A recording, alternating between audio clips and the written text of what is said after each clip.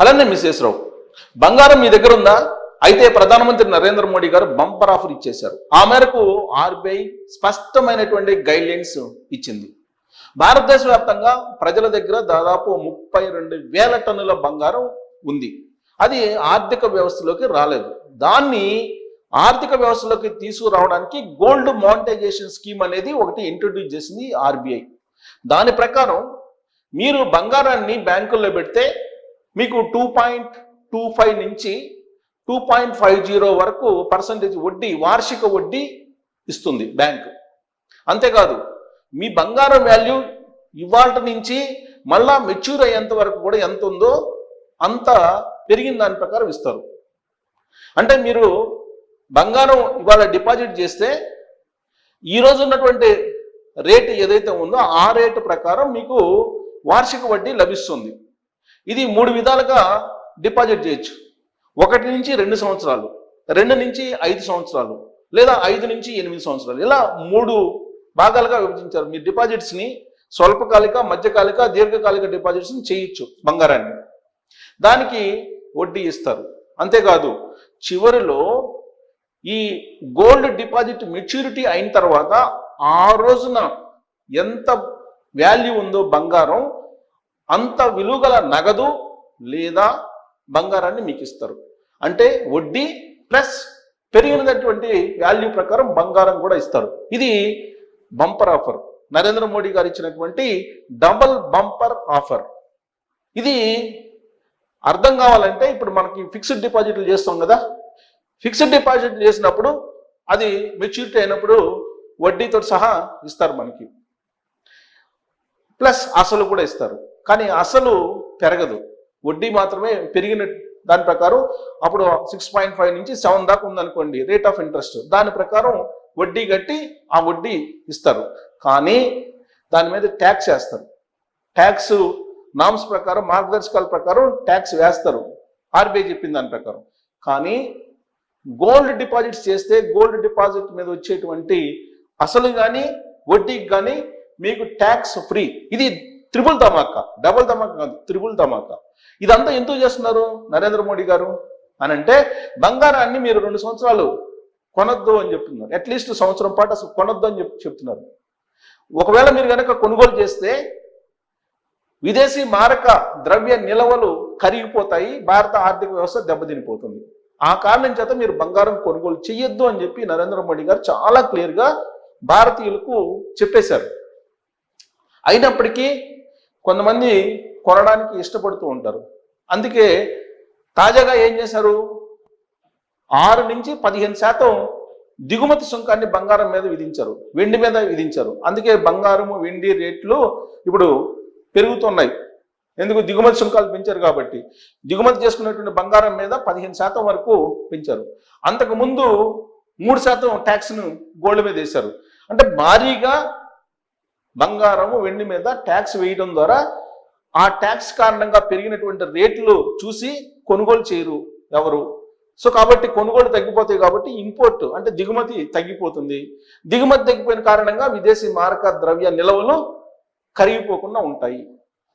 ఫలితంగా భారత ఆర్థిక వ్యవస్థ సంక్షోభంలోకి వెళ్లకుండా కాపాడొచ్చు అనేది నరేంద్ర మోడీ గారి యొక్క దీర్ఘకాలిక లక్ష్యం. ఆ కారణం చేతనే ఇప్పుడు గోల్డ్ డిపాజిట్ల మీద మానిటైజేషన్ తీసుకొచ్చారు, గోల్డ్ మానిటైజేషన్ తీసుకొచ్చారు. అయితే ఇప్పుడు దిగుమతి చేసుకునే దానికి కూడా కొంత వెసులుబాటు ఇచ్చారు. ఏంటి? ఎగుమతిదారులు వాళ్ళు ఏమంటున్నారు, ఇప్పుడు నరేంద్ర మోడీ గారు ఇచ్చినటువంటి ఒకే ఒక స్టేట్మెంట్, బంగారం కొనొద్దు మీరు ఏడాది పాటు లేదా 2 ఏళ్ల పాటు మీరు కొనొద్దు అని చెప్పి ఆయన చెప్తున్నారు. ఆ కారణం చేత దాదాపు 3,50,00,000 మంది ఉద్యోగులు ఉపాధి కోల్పోయారు, వాళ్ళు రోడ్డును పడుతున్నారు మీరు ఇచ్చినటువంటి ఒకే ఒక స్టేట్మెంట్ కారణంగా అని చెప్పి ఆయన నిలదీస్తున్నారు. ఎవరు? బంగారం పరిశ్రమ మీద ఆధారపడినటువంటి ఎగుమతిదారులు కానీ, దాని అనుబంధంగా పనిచేస్తున్నటువంటి వాళ్ళు కానీ, ఉపాధి పొందుతున్నటువంటి వాళ్ళు కానీ. అందుకే నరేంద్ర మోడీ గారు కొంత వెసులుబాటు ఇచ్చారు. 100 కేజీలు బంగారాన్ని ఎగుమతిదారులు ఎవరైనా సరే దిగుమతి చేసుకుంటే ఆభరణాల తయారీ కోసం మాత్రమే, దాని మీద ట్యాక్స్ ఉండదు అని చెప్పారు. ఇది ఇప్పుడు పెంచినటువంటి 6 నుంచి 15% ట్యాక్స్ ఏదైతే ఉందో ఈ ట్యాక్స్ వాళ్ళకు మాత్రమే ఉండదు అన్నారు. ఎగుమతిదారులకి లైసెన్స్ ఉంటుంది. ఈ ఎగుమతిదారులు ఏమి ఎగుమతి చేస్తారు? ఆభరణాలు ఎగుమతి చేస్తారు. ఆ కారణం చేత ఉపాధి పొందుతారు.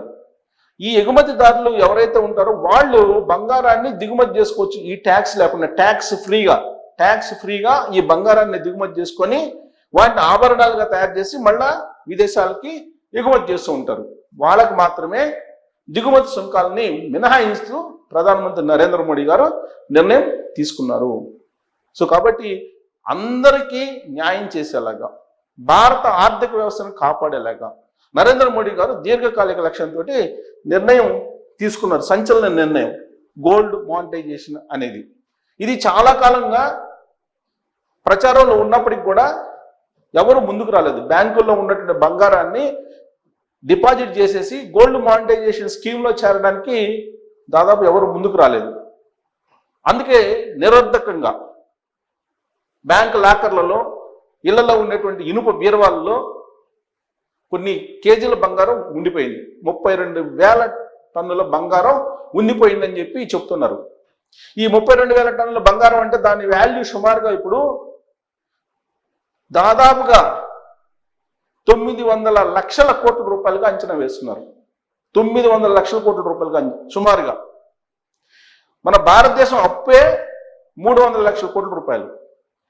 మన బంగారం ఆర్థిక వ్యవస్థలోకి రాకుండా ఉన్నటువంటి బంగారం వాల్యూ అంతా 900 లక్షల కోట్ల రూపాయలు. ఇది మొత్తం కనుక ఆర్థిక వ్యవస్థలోకి వస్తే భారతదేశం యొక్క అప్పు తీరిపోవడంతో పాటు భారత ఆర్థిక వ్యవస్థ ప్రపంచంలోనే అత్యంత బలమైనటువంటి ఆర్థిక వ్యవస్థగా మారుతుందని చెప్పి నరేంద్ర మోడీ గారు ఇప్పుడు గోల్డ్ మానిటైజేషన్ స్కీమ్కి సంబంధించి కొన్ని మార్పులు చేశారు. ఆ మార్పులు ఆల్రెడీ నేను ఎక్స్ప్లెయిన్ చేశాను. ఇంకొకసారి మీకు ఫిక్స్డ్ డిపాజిట్కి గోల్డ్ డిపాజిట్కి తేడా ఏంటి అనేది నేను ఎక్స్ప్లెయిన్ చేస్తాను చాలా బ్రీఫ్గా. అది మీరు అర్థం చేసుకొని బ్యాంక్ లాకర్లలో అలాగే బీరువాల్లో దాచిపెట్టినటువంటి బంగారాన్ని తీసి బ్యాంకులో డిపాజిట్ చేస్తే భారతదేశానికి సేవ చేసినటువంటి వాళ్ళు అవుతారు. ఎందుకనంటే కేజీల కొద్ది బంగారం ఉన్నటువంటి వాళ్ళు ఎక్కువగా అవినీతి పరులు, అవినీతిలో సంపాదించి బంగారాన్ని కొనుగోలు చేసి అక్కడ పెట్టినటువంటి వాళ్ళు, వీళ్ళల్లో ఎక్కువ ప్రభుత్వ ఉద్యోగులు, అవినీతిపరమైనటువంటి ప్రభుత్వ ఉద్యోగులు, అవినీతిపరమైనటువంటి రాజకీయ నాయకులు వీళ్ళే ఉంటారు, నల్లదొరలే ఉంటారు.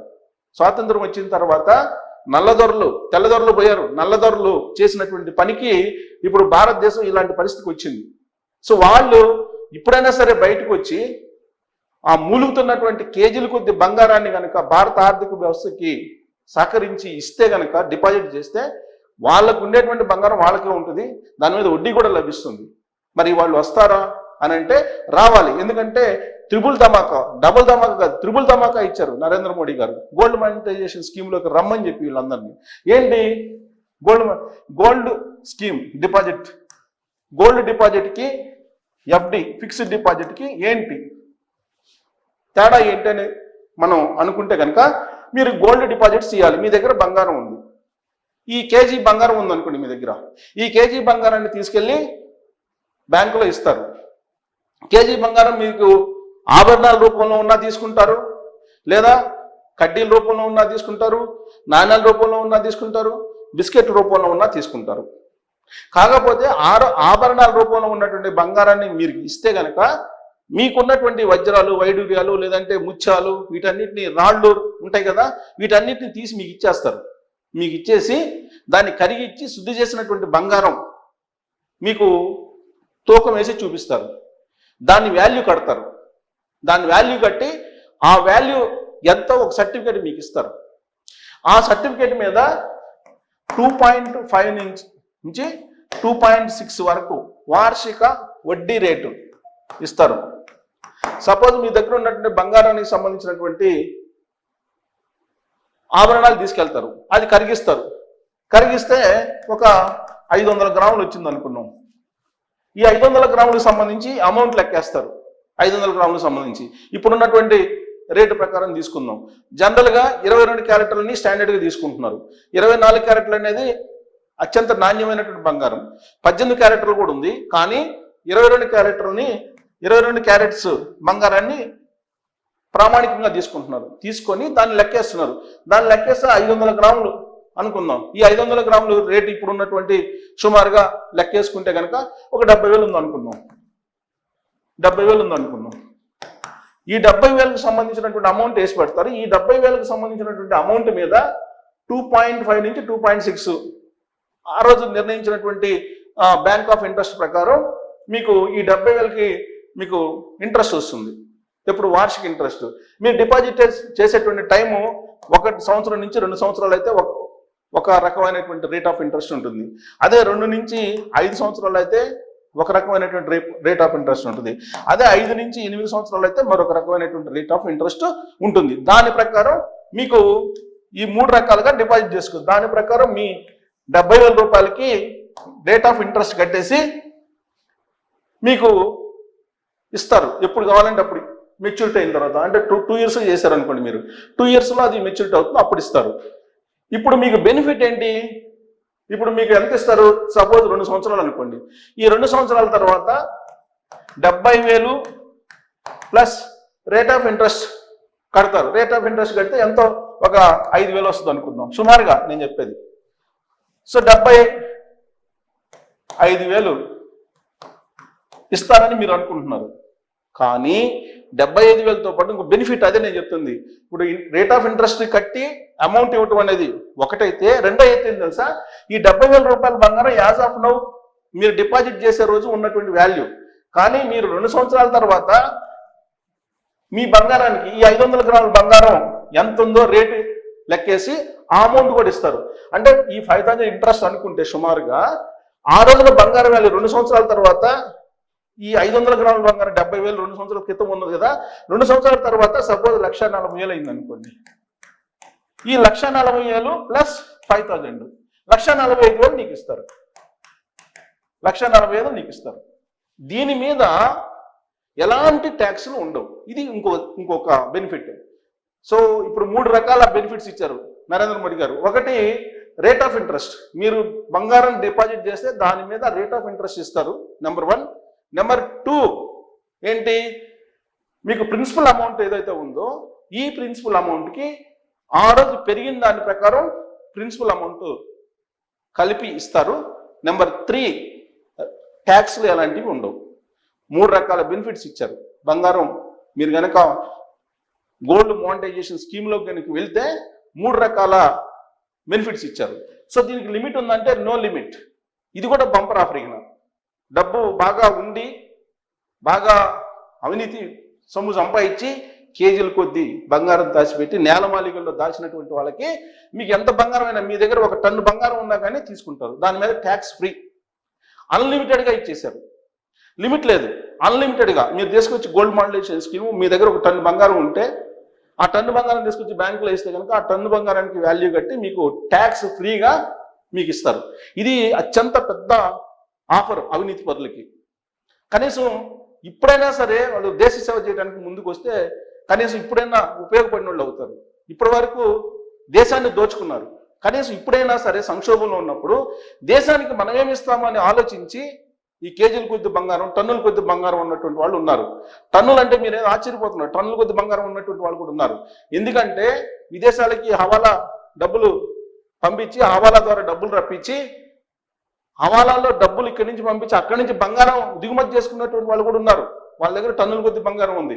కనీసం ఇప్పుడైనా సరే దేశాన్ని దోచుకున్నారు ఎంతకాలం పాటు, ఇప్పుడైనా సరే దేశానికి ఎంతో కొంత సేవ చేద్దాం, ఉపయోగపడదాం అనే ఉద్దేశంతో ఈ స్కీమ్నన్నా ఈ అవినీతి పరులు, దోపిడీదారులు, అవినీతి పరంగా డబ్బులు సంపాదించినటువంటి వాళ్ళు ముందుకు వస్తే అట్లీస్ట్ దేశానికి ఉపయోగపడతారు. ఇక ఫిక్స్డ్ డిపాజిట్స్, దీనికి దానికి తేడా చెప్తా. ఫిక్స్డ్ డిపాజిట్స్ అంటే మీరు సపోజ్ 10,000 రూపాయలు మీరు ఫిక్స్డ్ డిపాజిట్ చేశారు.